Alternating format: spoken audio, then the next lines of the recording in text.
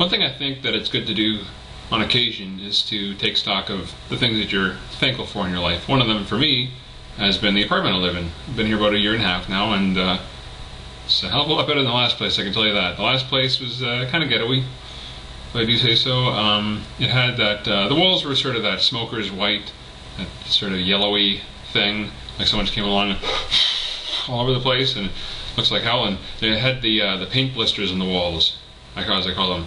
The ones, you know, you can kind of walk up because someone's done a really poor job painting, so you can walk up and you can hop them.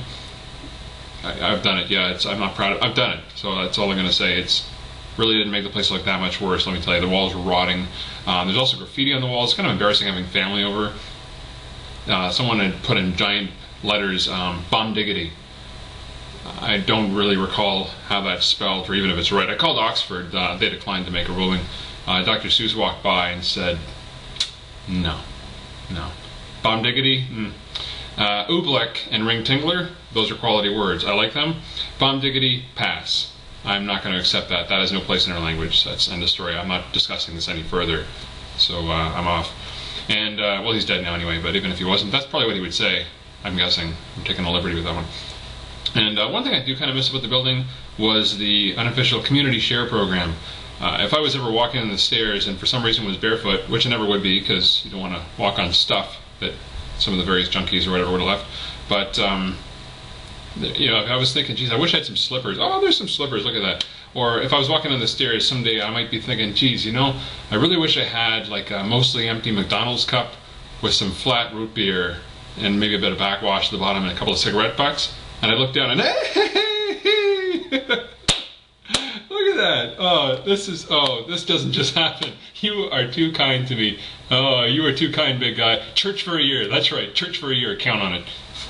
So that's kind of how that building worked. There was interesting stuff on the stairs. I kept a journal once. It was, I'll have to show you sometime, whoever you are watching this right now.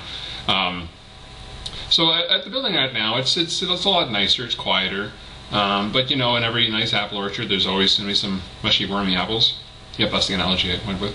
So there actually is a kind of a ghetto-y building, sort of visible.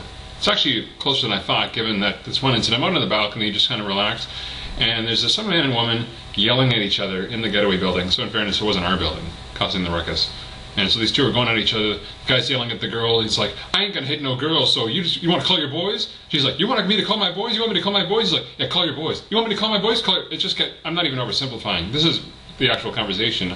I should have tape recorded it, but that's how it sounded. So at one point I just wanted to yell out, geez, wow, you guys considered a career in theater? Because you could totally hit the back of the room.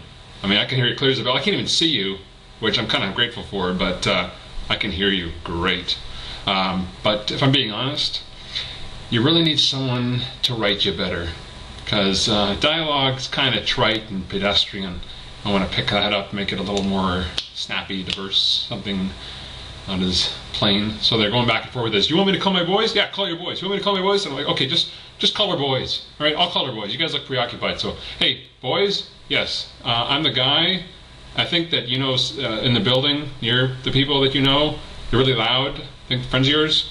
Oh, you must be a mushy apple too. Okay, just stay with the analogy. Just stay with it. No, don't give me attitude. Just stop loading your guns and listen to me, Mushy.